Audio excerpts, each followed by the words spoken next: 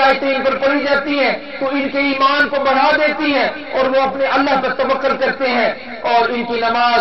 اور ان کے ذکر ہمیشہ ان کو بلند کرتے ہیں۔ جو شخص اللہ کی طرف متوجہ ہوتا ہے اس کو ہدایت فرماتے ہیں، اور جو شخص اللہ کا ذکر کرتا ہے وہ ایسے لوگ ہوتے ہیں جو اللہ پر ایمان لائے، اور اللہ کا ذکر سے ان کے دلوں کو اطمینان ہوتا ہے۔ خوب سمجھ لو کہ اللہ کے ذکر میں ایک ایسی خاصیت ہے جو اللہ کا قرب دلا دینے والی ہے۔ میرے دوستو، یہ اللہ کی باتیں سنا رہا ہوں،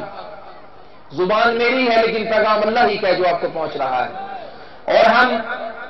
دوزوں کو اس روز یعنی قیامت کے دن کافروں کے سامنے پیش کر دیں گے جن کی آنکھوں پر ہماری یاد سے پردہ پڑا ہوا ہے۔ یہ دیکھ لو، اللہ نے کہہ دیا کہ جو لوگ اللہ کو یاد نہیں کرتے وہ کل قیامت کو ضرور یاد کر لیں۔ یہ میدان حشر بڑی بھیانک چیز ہے میرے دوستو۔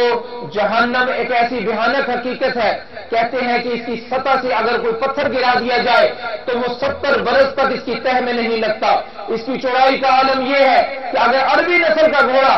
15 صدیوں تک دوڑتا رہے تو اس کی چوڑائی کو پار نہیں کر سکتا۔ یہی پل صراط ہے، کل ہر انسان کو اس پل صراط سے گزرنا ہے۔ جو لوگ اللہ کا ذکر نہیں کرتے یہ پل صراط پر چڑھتے ہی نیچے گر جائیں گے، اور یہ حتمہ کی بھیانک آگ ہے جو دلوں کو چاٹ جاتی ہے، اور یہی حاویہ ہے، یہی سکر ہے،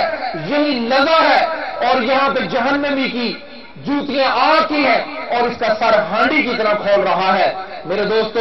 نبی فرماتے ہیں کہ یاد رکھو، انہیں بتا دو کہ جو لوگ اللہ کا ذکر نہیں کرتے یہ دنیا میں ہمیشہ پریشان حال رہتے ہیں۔ جو اللہ کو یاد نہیں کرتے کل اللہ انہیں چھوٹے چھوٹے تندوروں میں 10-10 ہزار سال کے لیے بند کر دے گا۔ اور فرمایا نبی روتے تھے ان باتوں کو یاد کر کر کے، اور اہل اللہ جنہیں یہ نظارے دکھائے گئے ہیں، خدا گواہ ہے میں ایسے روتا نہیں پھرتا۔ ایسے یہ لاکھوں کروڑوں روپے جو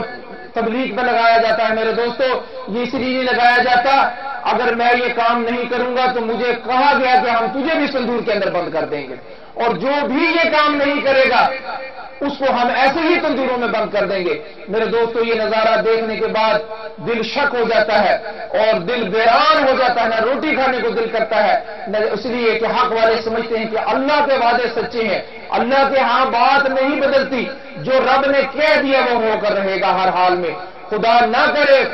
کرے کہ ہم میں سے کوئی شخص اس عذاب الہی کو مذاق سمجھ لے۔ اللہ کہتے ہیں اللہ تم سے مذاق نہیں کرتا، اللہ نے جو کہہ دیا سو کہہ دیا، یہ ہو کر رہنے والا ہے، یہ ہر حال میں ہو کر رہنے والا ہے۔ اور اللہ تعالیٰ نے اپنے نبی کے ذریعے کہہ دیا کہ انہیں بتا دو کہ آج یہ غفلت میں نہ رہے، کل انہیں مغ کے پیپ پینی پڑے گی۔ میرے دوستوں، کہا وہ مادرا کا مغصات، تو یہ وہ جگہ ہے جہاں جہنم میں کوئی پوٹی، پیشاب، بلغم، زخموں کے دہن جمع کیے جاتے ہیں۔ یہی وہ مقام ہے جن لوگوں نے بے روی سے کام لیا، جن لوگوں نے کھایا پیا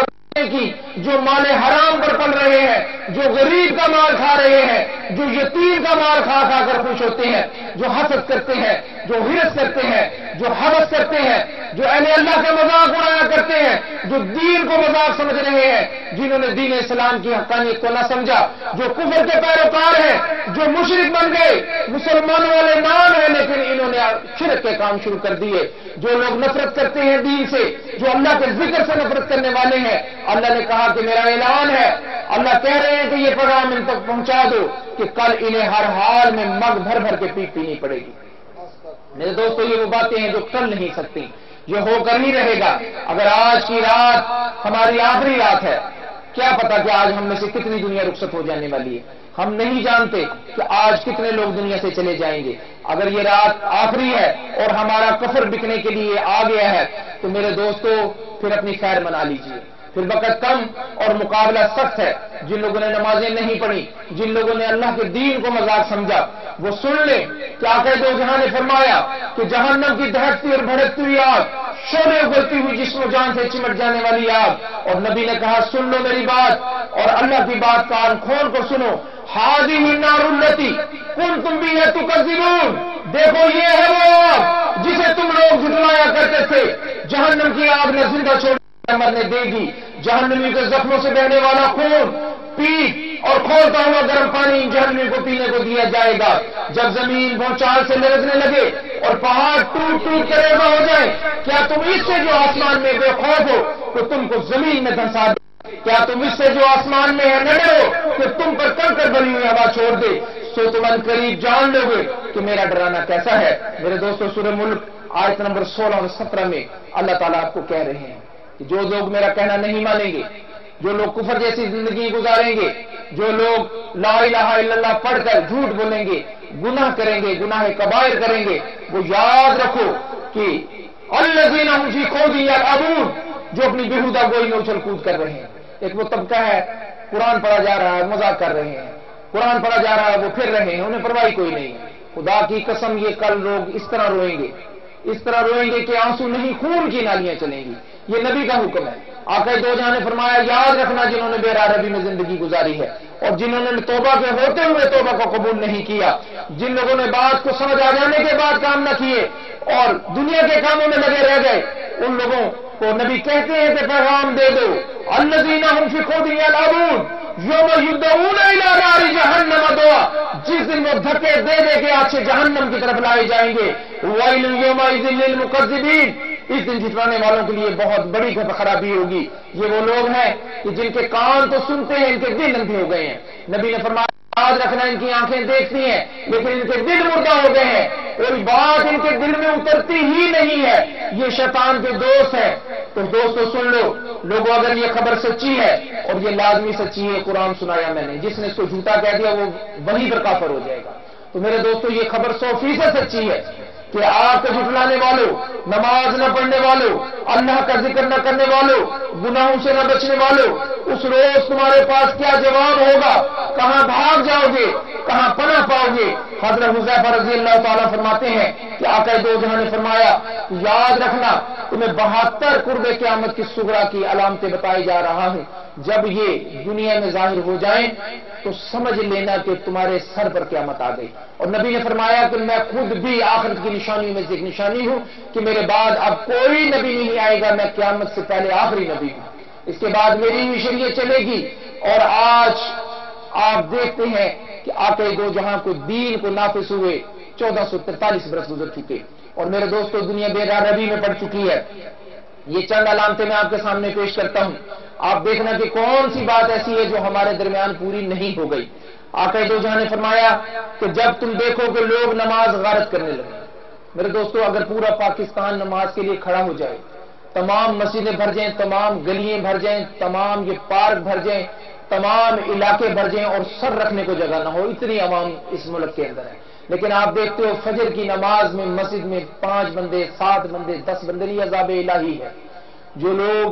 اللہ کا حق ہے، کچھ بعید نہیں کہ اللہ ہم سے رزق چھین لے، کچھ بعید نہیں کہ جو حال عراق والوں کو ہو گیا کچھ عرصے بعد ہمارے ساتھ ہو جائے۔ میرے دوستو